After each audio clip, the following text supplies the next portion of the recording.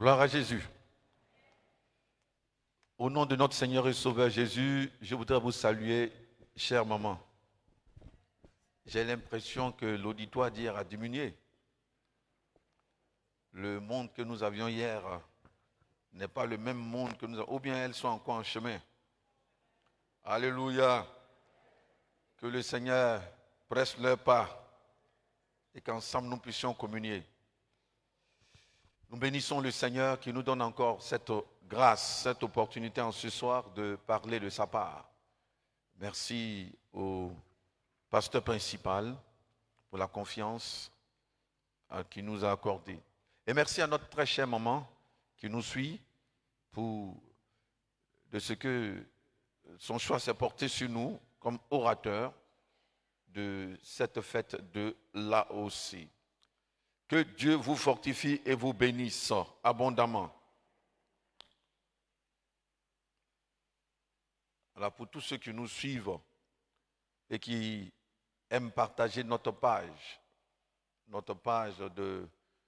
sur le net, merci d'être connectés vous aussi. Et je crois que ce soir, Dieu a une parole aussi pour toi. Amen. Sur ce, nous allons ensemble prier le Seigneur. Avec votre permission, on va se tenir debout et prier le Seigneur.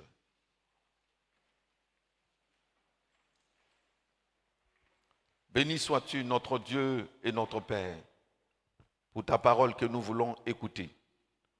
Nous te prions de disposer nos cœurs au nom de Jésus, que tout ce qui n'est pas de toi soit écarté du milieu de nous. Saint-Esprit, nous demandons ton règne, ta présence, ta lumière, au nom de Jésus-Christ. Prends place dans cette soirée. Et conduis-nous encore et encore, au nom de Jésus. Amen. Veuillez vous asseoir. Alors, notre texte de base se trouve dans Juge chapitre 5, le verset 7. Juge 5, verset 7. Juge 5, verset 7, que je lis avec votre permission. Les chefs étaient sans force en Israël, sans force quand je me suis levé, moi Déborah, quand je me suis levé comme une mère en Israël. Et notre thème, le thème qui nous a été soumis est le suivant. AOC, le réveil peut commencer aussi par toi. Le réveil peut commencer aussi par toi. Donc par le Saint-Esprit, alors par le Saint-Esprit, lève-toi pour une EADCI plus forte. Car Jésus revient. Hier, dans notre introduction, nous avons essayé de planter le décor en vous donnant le contexte général et spécifique du livre des juges. Et dans ce contexte général et spécifique, nous pouvions dire ceci. C'était un peuple qui était fortement en décadence juste après son entrée à Canaan. Josué étant mort, il n'y avait plus de successeurs. Chacun faisait comme bon lui semblait. Il n'y avait pas de chef. Et c'est dans cette période que Dieu va susciter des juges. Toutes les fois que le peuple sombrait dans le péché, dans la désobéissance, tournait le dos à Dieu, allait vers les dieux cananéens, Dieu suscitait un juge. Et Déborah faisait partie de ces juges. Et dans son contexte spécifique, les Cananéens étaient venus, encore une fois, attaquer et oppresser Israël pendant 20 ans, parce qu'Israël avait encore transgressé les lois de l'Éternel. Israël s'était tourné vers les idoles des Cananéens. Et pendant 20 ans, il fut violemment oppressé par les Cananéens. Après avoir crié à Dieu, dans une repentance sincère, crié à Dieu, Dieu va leur susciter un juge. Et ce juge-là, c'est en réalité Barak. Mais Barak, ne pouvant pas, se sentant faible, se sentant incapable, lui qui était l'homme, Déborah n'était qu'une prophétesse qui lui a porté le message. Et Barak a démontré sa faiblesse. Il a dit à Déborah, si tu ne viens pas avec moi, je ne pourrai pas partir. Pourtant, c'est Dieu qui l'envoyait. Et Déborah a dit, je viendrai avec toi, mais certes, sache que c'est la gloire de la victoire reviendra à une femme. Là encore, il lui donnait un autre message prophétique. Et effectivement, quand ils sont allés en guerre, pendant la guerre, Israël a eu la victoire. Barak a exterminé pratiquement tous ses ennemis, mais le chef de guerre, le roi, s'était enfui et s'est retrouvé dans la maison d'une certaine Jaël. Parce que la maison de cette dame et ce roi étaient en alliance. Pensant qu'il trouverait du refuge dans cette maison, la dame lui dit « Entre ». Il est bien entré, il s'est installé, il s'est couché sous la couverture, caché. Elle lui a donné du lait au lieu de l'eau qu'il demandait. Or, le lait a des vertus soporifiques, c'est-à-dire fait dormir, pour l'endormir. Et quand il était bien endormi, c'est elle qui l'a achevé. Et en le tuant, la gloire de la victoire est revenue à une femme du nom de Jaël, telle que Déborah avait prophétisé. Donc ce que Dieu avait prévu faire avec Barak, il était obligé de le faire à moitié parce que Barak a hésité lorsque le Seigneur lui avait lancé l'appel. Quand Dieu nous lance un appel, il ne faut pas hésiter. Quand on hésite, nous pouvons perdre des grâces dans cette bénédiction-là. Et c'est ce qui est arrivé à Barak pendant cette guerre. Alors Déborah, suite à cette victoire, va chanter un chant pour célébrer donc la victoire et révéler tout ce qui s'est passé. Et c'était donc là le contexte spécifique, c'est dans cela qu'elle a dit. Quand les hommes étaient sans force, moi Déborah, je me suis levé. C'est le cantique. C'est dans le cantique qu'elle révèle cela. Ils étaient sans force. Je me suis levé comme une mère pour défendre donc la cause d'Israël.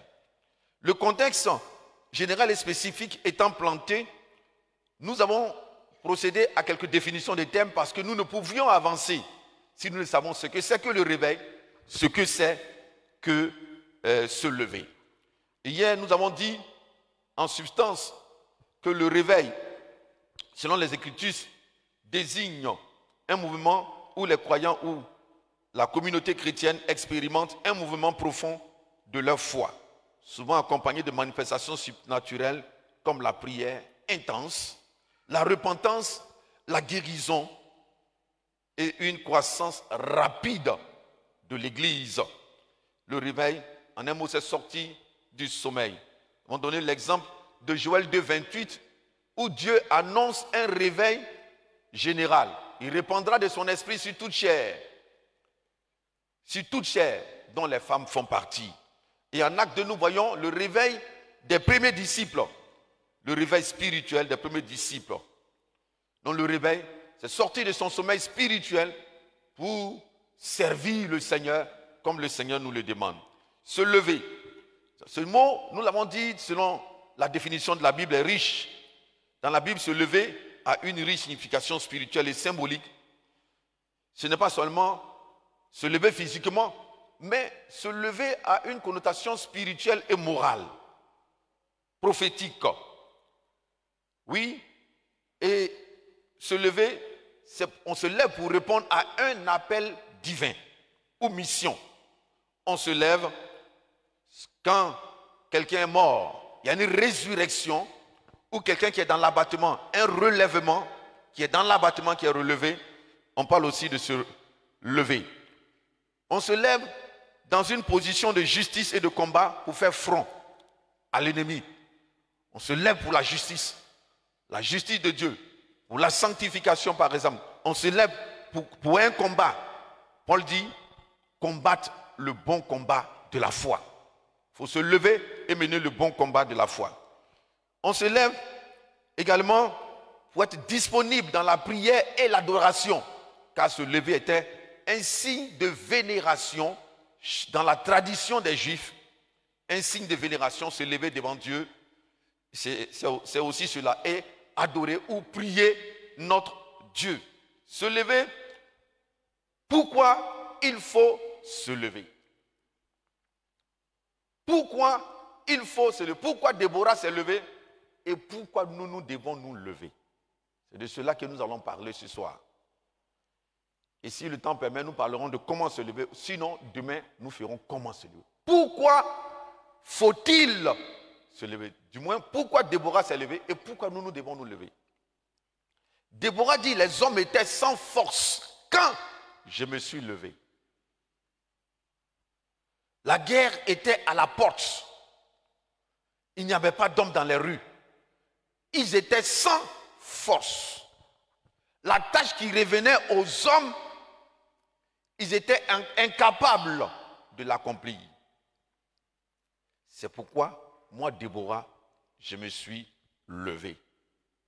Et la guerre était à la porte. Quand les hommes sont en défaillance, quelque chose peut venir aussi des femmes. Quand les hommes sont limités, quelque chose de bon peut venir aussi des femmes.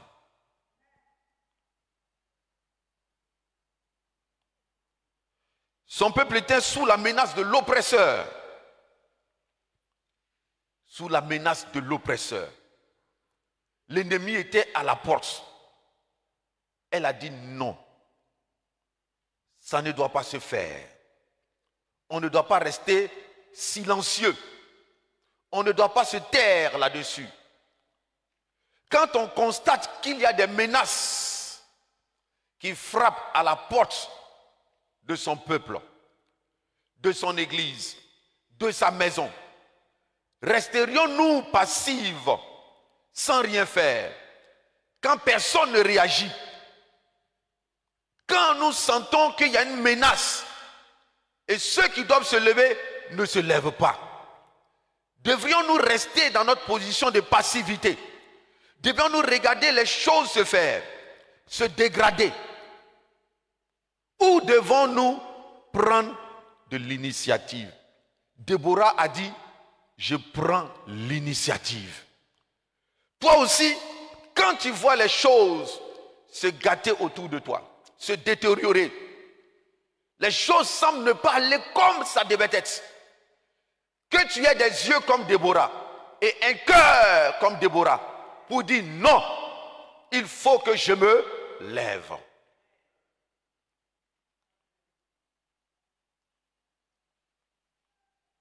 Aujourd'hui, de grandes menaces pèsent sur l'Église. En général, je parle de mouvement. De grandes menaces. Que ce soit l'Église générale en Côte d'Ivoire et même notre mouvement n'est pas épargné. De grandes menaces pèsent. Oui, pendant que ces menaces qui tentent à assombrir la lumière de l'Église, tu as ton mot à dire à hausser.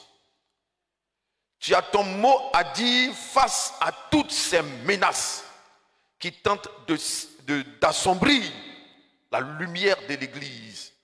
Le péché fait partie de ces menaces. Des déviations morales. Les puissants des ténèbres qui gagnent du terrain en notre sein. L'Église qui de plus en plus est en train de perdre sa vision, ses repères. Beaucoup d'églises ont perdu la vision. Beaucoup de serviteurs de Dieu ont perdu la vision. Quand Dieu appelle un homme de Dieu, il lui donne une lettre, une vision claire. Plusieurs ont perdu la vision à cause de ces nombreuses menaces. Nous pouvons tous le constater, nous le savons. Mais que faisons-nous? Ah aussi, tu as ton mot à dire dans l'intercession, dans la prière, dans la bataille farouche, à crier auprès du Seigneur, afin que Dieu rétablisse l'ordre, afin que là où le mal a pris le dessus, que la lumière reprenne son droit. Oui, Dieu a besoin de toi aussi. Il a besoin de ton intercession. Il a besoin de tes prières. Dieu n'a pas besoin de nos commérages. Dieu n'a pas besoin de la distraction qui nous gagne de plus en plus. Dieu n'a pas besoin de nos nombreuses frustrations. On m'a frustré, on m'a blessé. Ce dont il a besoin, une seule chose, que quand nous constations ces choses, lève-toi pour la cause de Dieu. Combien de personnes passent du temps dans la prière à chercher la face de Dieu pour le mouvement? Mais combien de temps nous pouvons prier pour nous-mêmes?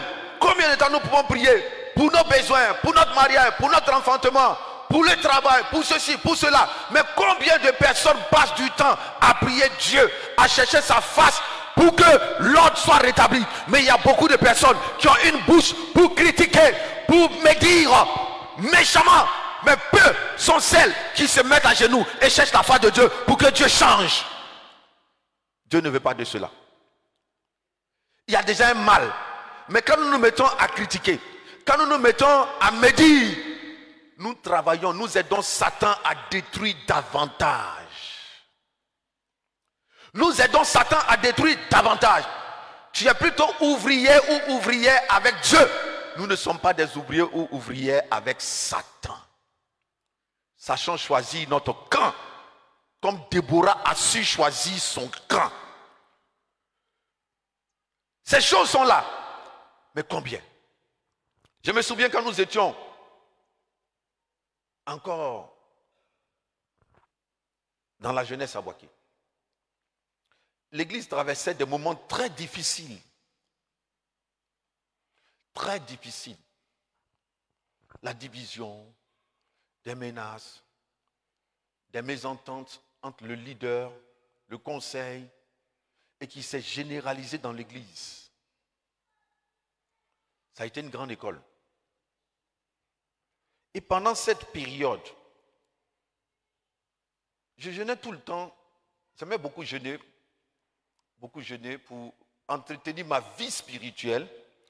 Et voici que un jour il m'est venu à cœur, il dit, mais toujours je jeûne pour moi-même. Pourquoi ne pas jeûner pour l'église? Personnellement, ne pas attendre forcément un jeûne d'ensemble décrété. Et même là encore, quand on décrète des moments de jeûne, combien sont ceux ou celles qui participent à ces moments aujourd'hui? Combien? Et quand j'ai jeûné, voici ce qui va se passer, que Dieu va me montrer qui a été fort. Dans la nuit, je vois un homme qui était à la chair avec un cadeau. Il dit, voilà, il y a longtemps que nous cherchons quelqu'un dans votre église. Une église de près de 400 membres, 500 membres si on compte les annexes. Il dit, il y a longtemps qu'on cherche une personne dans votre église pour lui donner ce message. Et nous ne trouvons pas. Pourquoi? Parce que tout le monde avait choisi son camp, sauf le camp de Dieu. Bonne arrivée. Il va me lire la lettre. Ce message, c'est l'épreuve du caméléon. Il dit, il y a un caméléon qui est long, il y a un caméléon qui est court. Le caméléon long est plus lent que le caméléon court. Il a commencé à marcher au fond de la salle. C'est une image. Le fond de la salle, c'est le peuple. Il dit, son objectif, c'est la tête. Quand il atteindra la tête, le peuple va s'arrêter. Je me suis réveillé de mon sommeil. Je l'ai partagé avec le pasteur en son temps. Effectivement, quand la tête a été frappée, le peuple s'est arrêté. Malgré que nous avions intercédé en son temps. Pour dire que souvent, Dieu nous attend. Là où il nous attend, il ne nous voit pas. Là où Dieu ne t'attend pas, c'est là-bas que tu te trouves. Comme vous l'avez fait dans le scotch. Plusieurs sont dans les portables. Dieu t'attend à la prière. Dieu t'attend dans des moments de veille, de jeûne, à te lamenter pour son église. Si Dieu trouve quelqu'un, il dit, je cherche un homme, une femme, un enfant qui se tienne à la brèche pour que je ne détruise pas. Mais je ne trouve pas dans la nation. Les sacrificateurs ont péché. Les prophètes ont péché. Oui, le peuple est dans le péché. Tout le monde était corrompu en son temps en Israël. Il dit, je cherche parmi eux, un seul, un homme qui se tient à la brèche pour fermer le trou, pour m'empêcher de frapper. Je ne trouve pas. AOC, Dieu cherche une femme. Dieu cherche une vaillante soldate. Dieu cherche parmi vous quelqu'un qui se tienne à la brèche et qui intercède véritablement, qui est concentré pour Dieu, qui cherche la face de Dieu, qui crie à l'Éternel jusqu'à ce que Dieu accomplisse son œuvre. Dieu ne trouve pas cette personne-là. Nous sommes nombreux, mais Dieu ne trouve pas souvent des personnes pour sa cause. On a rendu le témoignage d'une vieille femme dans une église, un serviteur de Dieu, dont l'œuvre bougeait. Et puis, à la mort de la vieille femme, le serviteur de Dieu ne comprend plus rien. L'œuvre a commencé à vaciller. Il pensait que c'était son ministère. C'est vrai, il y a son ministère. Mais nous ne sommes pas seuls dans l'œuvre. Nous avons besoin des autres. Et Dieu a donné des talents à chacun, des potentialités à chacun. Et chacun a un rôle qu'il joue. Certains dans le secret, certains ouvertement à la chair. C'est ceux qui sont à la chair que nous voyons. Mais il y en a qui font un travail fort dans le secret. C'est pourquoi j'encourage tous ceux qui intercèdent dans le secret. Pour les hommes de Dieu, pour l'église. Que le Seigneur vous bénisse, qu'il vous renouvelle, qu'il vous fortifie encore. Continuez dans cette marche parce que ce que vous faites dans le secret est une œuvre très importante. Grâce à vous, les ténèbres n'auront pas raison. Les ténèbres n'auront pas raison sur l'église. Et cette maman vient à décéder. Après sa mort, l'église commence à sombrer. L'homme de Dieu demande, mais Seigneur, qu'est-ce qui se passe? Et Dieu lui dit, ma servante qui intercédait n'est plus. Dans beaucoup de personnes dans l'église, c'est une seule personne qui intercédait. Pas parce que c'est une seule personne qui intercédait, mais comment il intercédait? Plusieurs intercèdent, mais avec des cœurs remplis de colère, de rancune, de division, avec des médisants dans la bouche. Dieu n'écoute pas de telles prières. Dieu écoute des personnes dont le cœur est pur. Dieu écoute des personnes qui ne sont pas partiales. Dieu écoute des personnes qui se mettent à part, qui cherchent sa face et qui sont sincères et qui sont constants.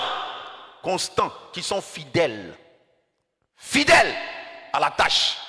Pas des personnes irrésolues qui commencent et qui n'achèvent pas. Mais qui sont toujours au rendez-vous avec Dieu.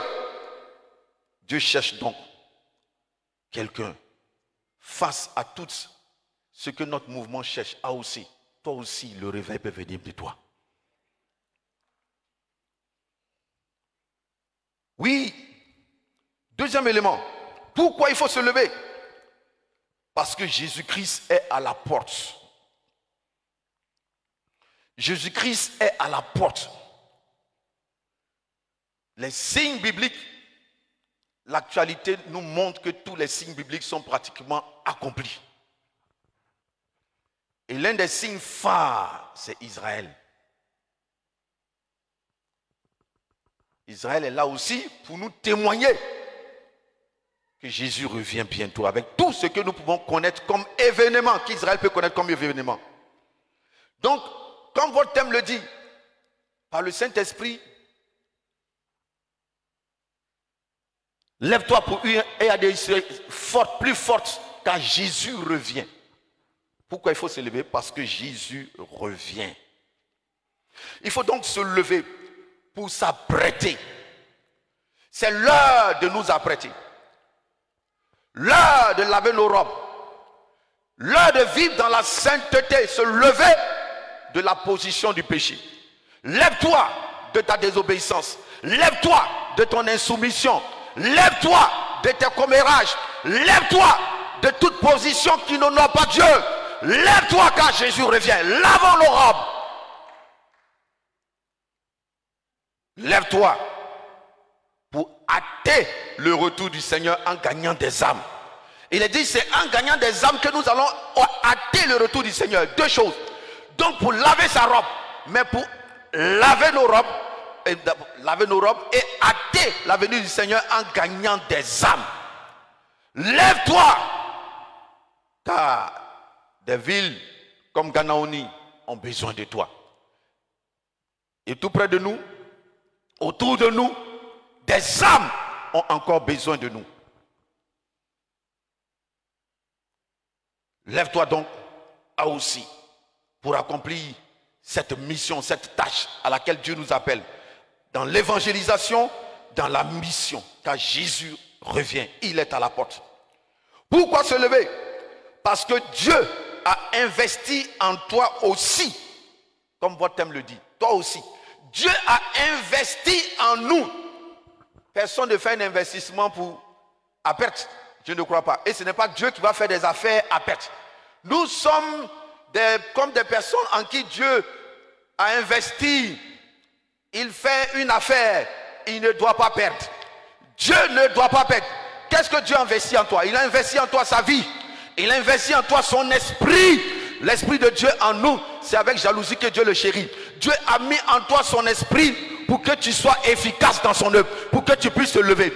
Dieu a mis en toi des talents et des dons. En chacun de nous, il y a des talents, il y a des dons. Tout comme Déborah avait son don, elle était prophétesse. Au service de Dieu, par le Saint-Esprit, elle prophétisait. Et Barak avait son talent, lui. Il était le chef de l'armée d'Israël. Mais à l'image de Barak, il y a des personnes qui n'ont pas une confiance en eux-mêmes, en ce que Dieu a déposé en eux. Barak n'avait pas confiance en lui. Barak voulait le soutien d'une femme pour que lui puisse mettre son talent en valeur. Ainsi, il y a plusieurs personnes, plusieurs femmes, plusieurs enfants de Dieu en qui Dieu a déposé de grands dons. Mais le manque de confiance en soi fait qu'il ne peut pas déployer ce talent. Je vous le dis, quand tu n'as pas confiance en toi, tu feras que des erreurs. Tu ne pourras pas atteindre les objectifs de Dieu. La confiance en nous, je ne dis pas d'être orgueilleux, ce n'est pas une surconfiance en soi. Non, mais cette confiance de savoir que Dieu a déposé aussi toi aussi quelque chose en toi. Oui, femme, Dieu a déposé quelque chose en toi. Tu as quelque chose en toi. Quand le Saint-Esprit est en toi, tu as quelque chose de grand. Quand la puissance de Dieu en toi, tu as quelque chose de grand. Il a mis en toi des dons spirituels. Il a mis en toi des talents naturels qui sont en toi. Tu es capable de faire des choses aussi. Donc ne te néglige pas. Ne nous négligeons pas. Barak s'est négligé, mais Déborah ne s'est pas négligée. Déborah avait confiance en Dieu. Sous l'onction du Saint-Esprit, elle est venue rendre le message du réveil, le message où il faut se lever. Elle a dit à Barak, Dieu me dit de te dire, lève-toi. Comme ce soir, par ma bouche, je te dis, lève-toi femme, lève-toi de ta position et change de position pour la gloire de Dieu. Changeons de position, car Dieu veut que nous changions de position maintenant.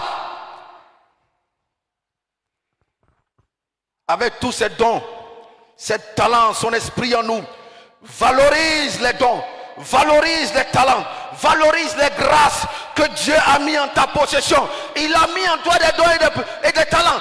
Valorise, c'est-à-dire lève-toi et mets-toi au travail. Lève-toi et mets-toi au travail. C'est en te mettant au travail que tu les valorises. Parce que nous avons un compte à rendre à Dieu. Il te demandera un jour, où sont les dons? Où sont les talents que je t'avais donnés? Tu es resté toujours dans l'anonymat, dans la cachette. Pas parce que Dieu voulait te garder dans l'anonymat, mais parce que tu as eu peur.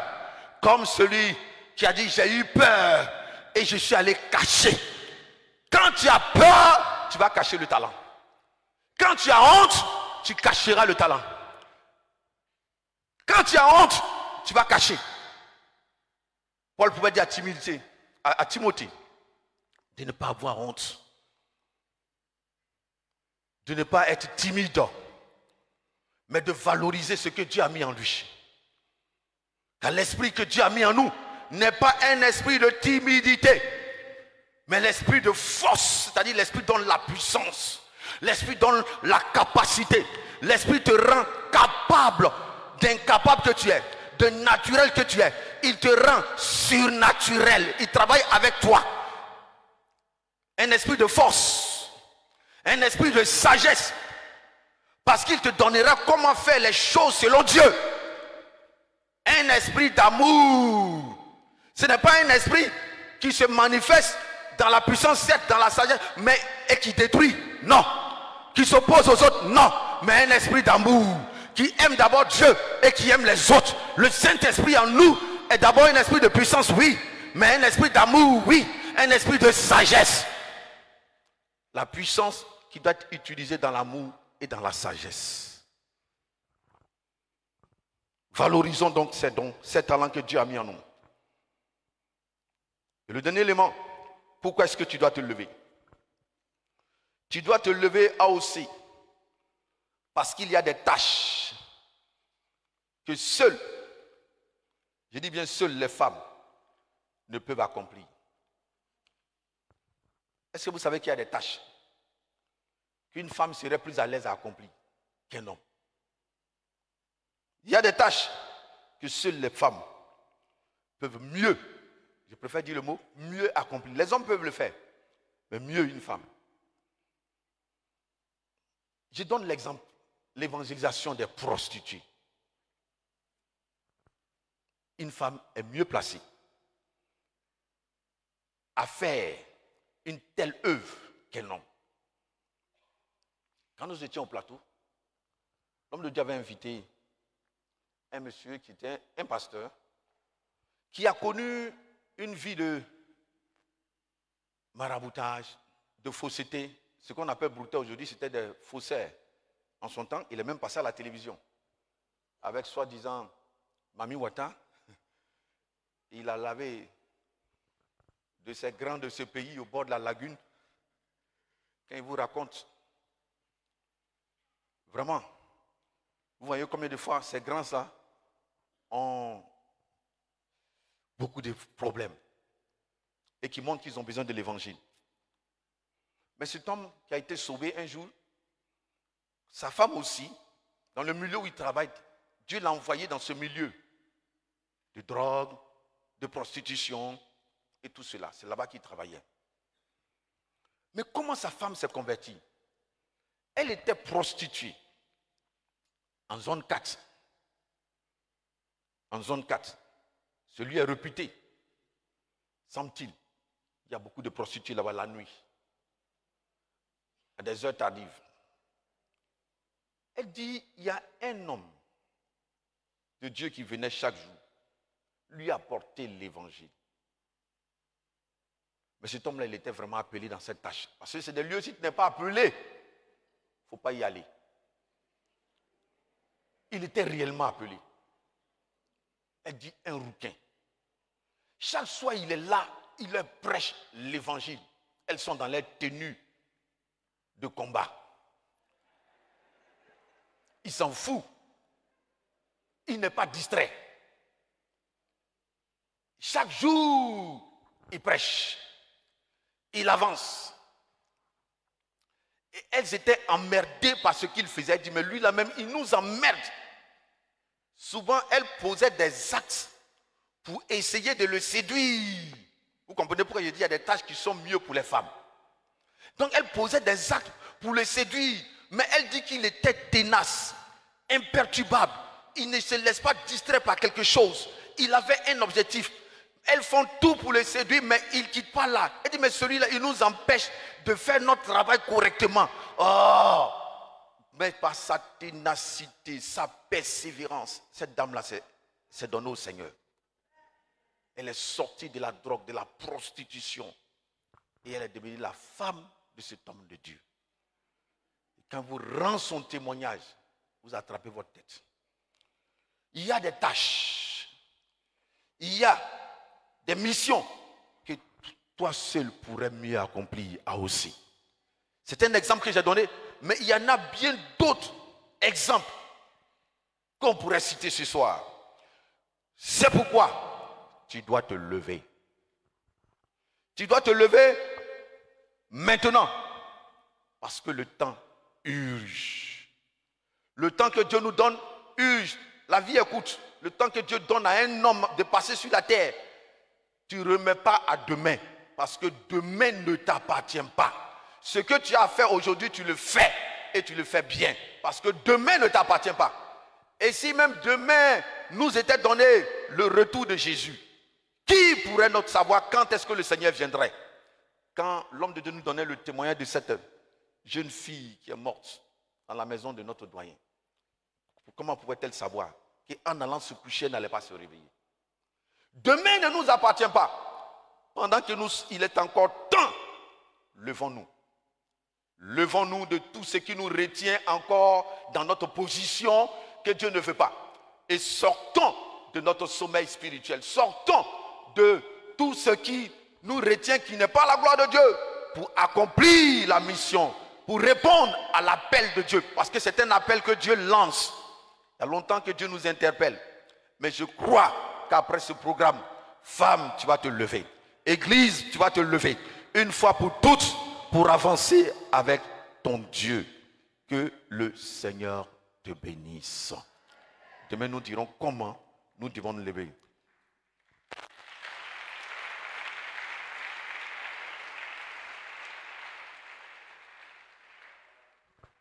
Ensemble, élevons la voix. Élevons la voix vers le Seigneur.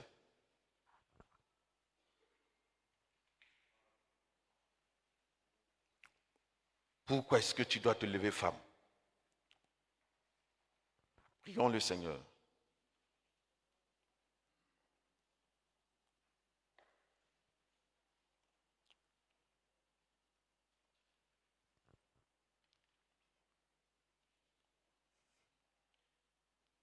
Oui, en Israël, les hommes étaient sans force. La guerre est une menace à la porte. Déborah s'est levée.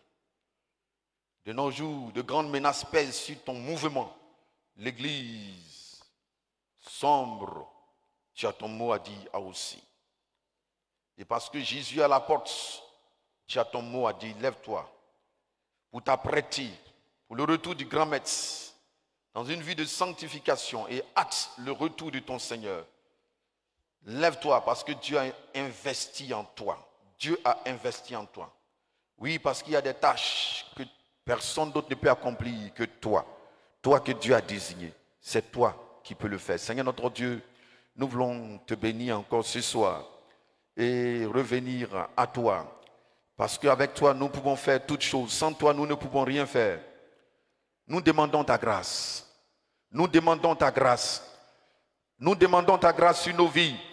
Seigneur notre Dieu, afin de nous aider à nous lever et à accomplir ce que tu veux que nous accomplissions à la gloire de ton nom.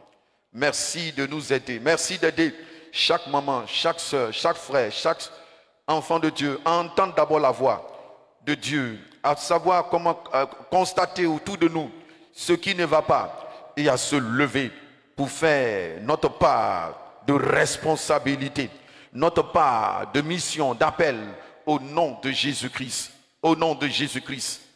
Merci Père. Voilà, nous allons prier pour les sujets, un à un. On va prier le Seigneur. On va prier le Seigneur. Regardons autour de nous les menaces de notre mouvement, de notre pays, de notre église, notre environnement. N'y a-t-il pas des menaces? Que chacun repère une menace. Repère une menace. Et tu vas te tenir debout et prier contre cette menace. Prions ensemble le Seigneur maintenant. C'est le péché. Prions ensemble contre le péché. C'est les puissants des ténèbres. C'est l'église qui perd la vision. Prions pour que l'église ne perde pas la vision, mais qu'elle retrouve la vision.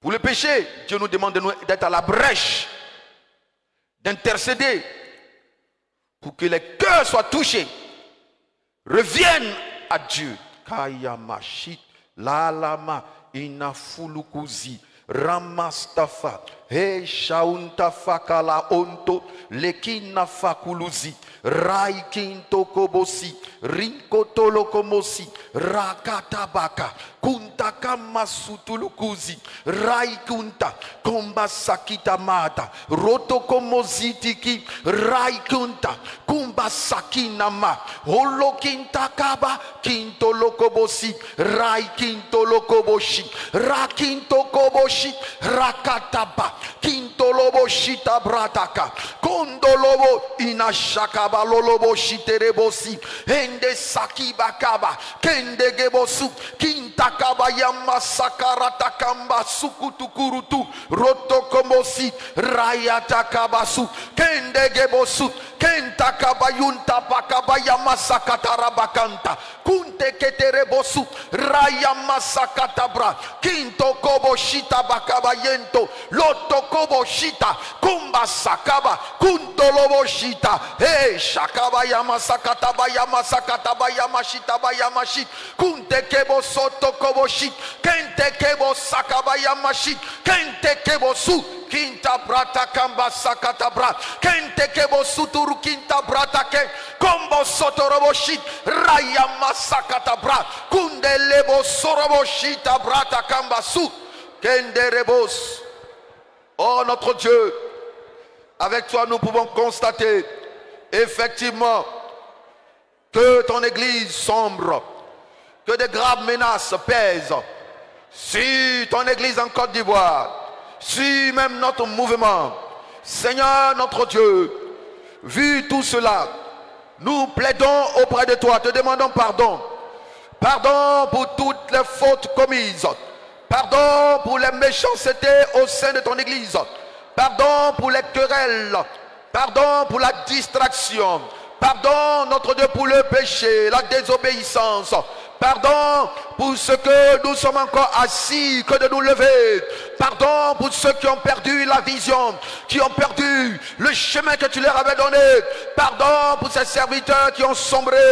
Pardon notre Dieu, ou notre Dieu, de ce que beaucoup de choses peuvent être reprochées à tes enfants que nous sommes. Mais nous te prions, pardonne notre Dieu, pardonne notre Dieu, pardonne-nous. Quand toutes ces choses sévissent, nous ne nous sommes pas levés comme il se devait. Nous te prions, viens à notre secours, car nous voulons répondre à l'appel et nous lever comme toi tu le demandes.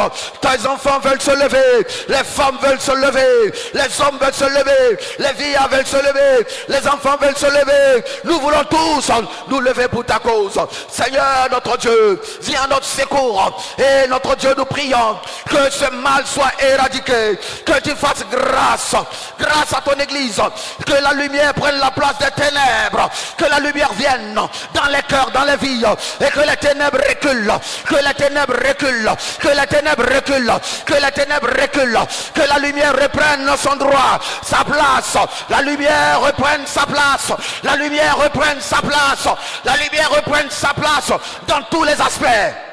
Sauve, Éternel, sauve. Rabrasa kabrata kabayamashi. Eshaya barata bayama sharabarabaus. Wanta fayada barabarabaus.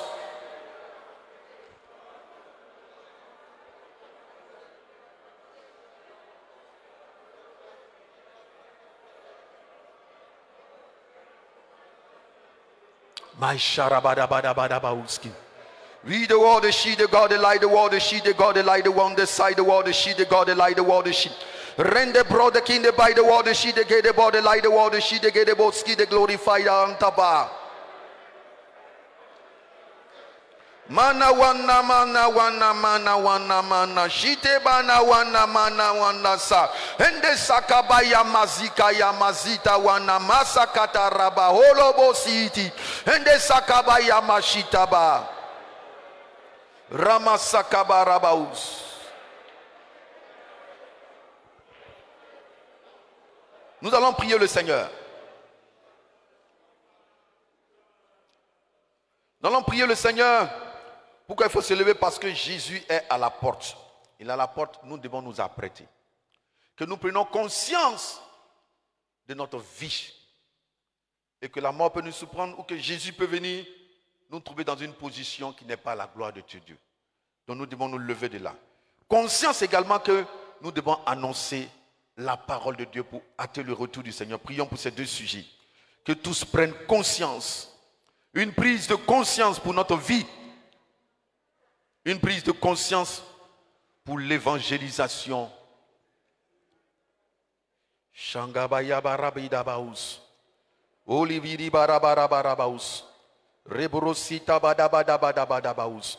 Kenta bayama sharabakamaus. Rebrosika bayama sakata brata kabayama sharabakanta. Kinta brata kabashite rebus. Marabaus.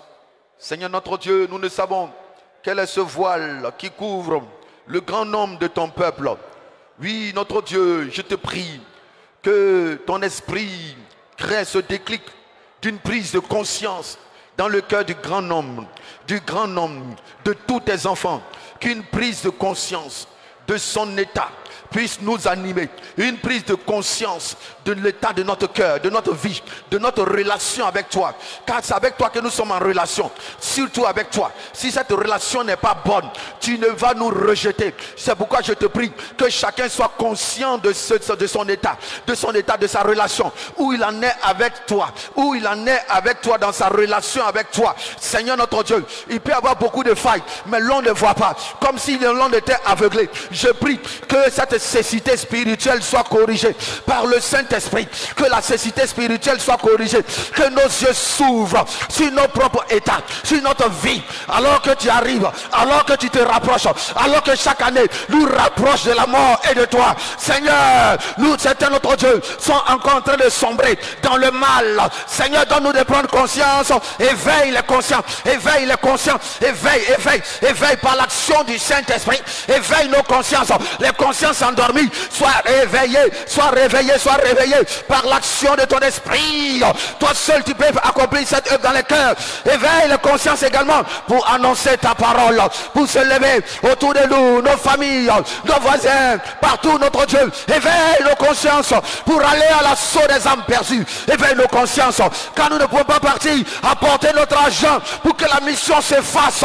Éveille la conscience de ton peuple, de tes enfants, au nom puissant de Jésus-Christ de Nazareth. Merci d'éveiller la conscience de tes enfants au nom de Jésus.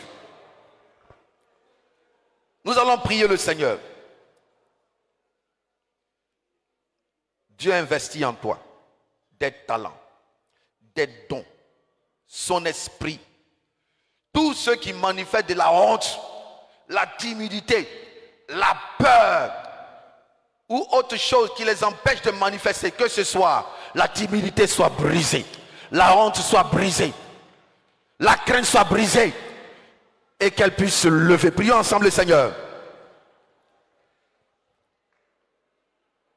Prions le Seigneur. Wayawana shabayaba bayamasuta yeshulurudugu sakabayamashita bayamashite rabakabayamashita barabadaba yana sakarabina mastafa uzakarabina maskarabarabaus inde shikabayamashita rabagada baradaba saide raba ina shita rabadakabayamashite rabadabada shidereboski ina shakabayamashita rabadabada shita rabakanda bayamashita rabayam anda shikabayamashite reboski dereboski.